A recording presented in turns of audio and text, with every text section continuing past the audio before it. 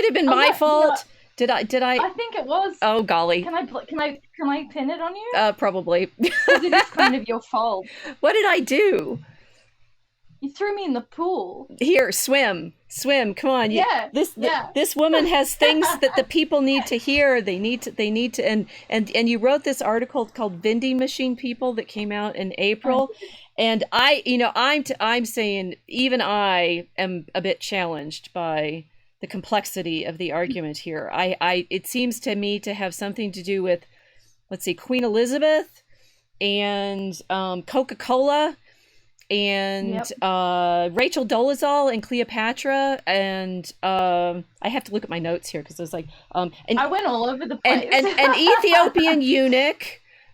That one was unexpected. Icons, or possibly we're talking about memes. I got a little lost in saying which one was maybe which. Probably Tolkien. I could be wrong. Plus the Masons. Please, can you, Pigeon, who was able to track me down in my mother's basement, indeed, track me down on all of these streaming platforms that I seem to have set myself up on, explain to me how all of those things go together. Oh, God. Well, look, I mean, I wrote that preparing to go into a concentration camp. So for everyone watching, I was a little stressed. And I thought, screw it. I'll just write an article for Andrew Torba and Gab because I'm going to end up in the gulag anyway. So I might as well go down blazing. But the idea behind it, well, I've been thinking about this kind of thing for about 10 years now. Okay. More than a little over a decade. But I haven't really been able to put it all together in that very interesting mosaic that you just described until recently. Where shall I start?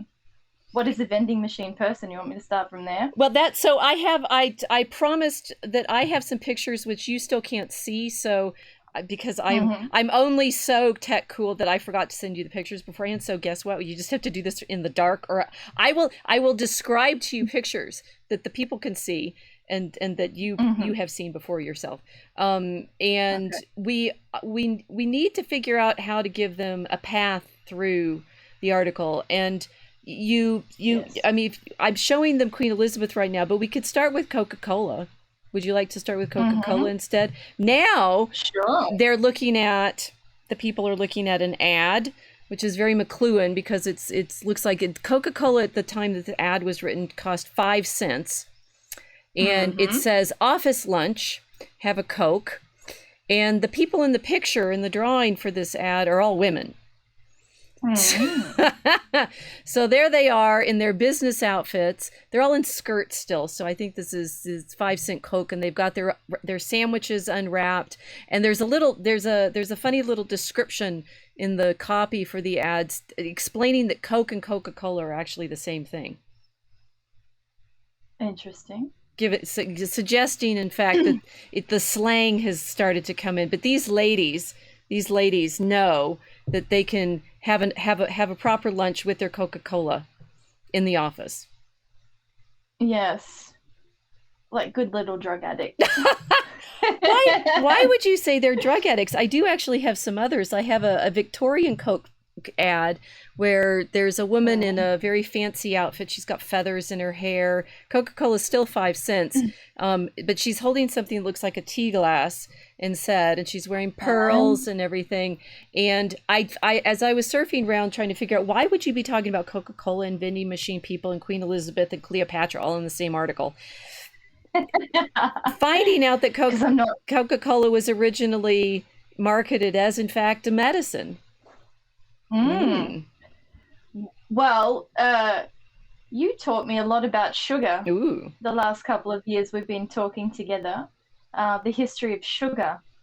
And I suppose that's the best place to start in terms of why did I focus on the Elizabethans? Because when Queen Lizzie launched her empire, they were searching the planet for drugs. They wanted spices, and they wanted something that was particularly valuable, and that was sugar.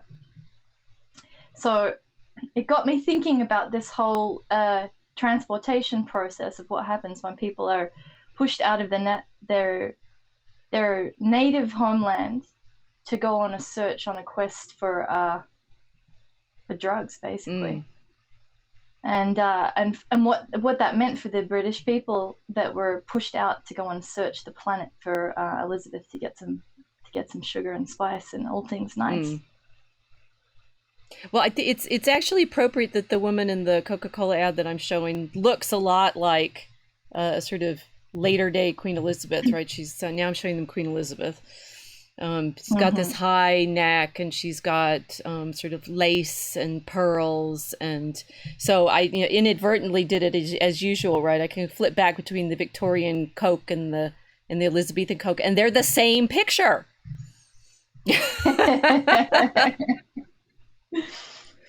So what? Well, they are. Why are they the same picture? They're the same picture because it's the same principle behind the two pictures. So the Elizabethans decided to take over the waves. They took over the ocean. So they basically transformed the British people into a multinational corporation when they did that. Very similar to Coca-Cola, and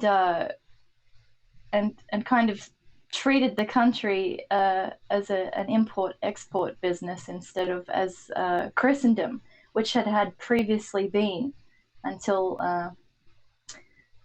good Queen Lizzie decided to raid with the rest of her pirates across the globe. So I wanted to link that the idea in people's minds that essentially what we all become was products for this corporate empire.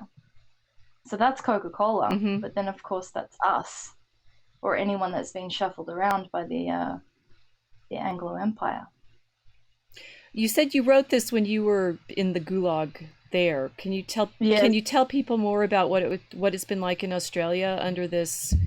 I mean, under the immediate experience, but in the conversations you and I have had, I realize you have there in Australia a much more blunt version of what it's like to recognize that you do not exist as a nation. Yeah, we're much more blunt about this because we're a far newer country than a lot of the other colonies are. Australia was only federated in 1901, so it did not have a lot of time to shake off the colonial mentality before it was plunged into 2 world wars. And the national conversation here, because we've had such a recent federation, 2 world wars, and then mass migration into the continent, we're still trying to figure out who we are. We don't have a very fixed national mythology about what it means to be Australian right now. The argument that has been going on, of course, has been, about native rights. A lot of people are talking about, Aboriginal sovereignty, whether or not they actually should be classed as British or not and incorporated into the Constitution.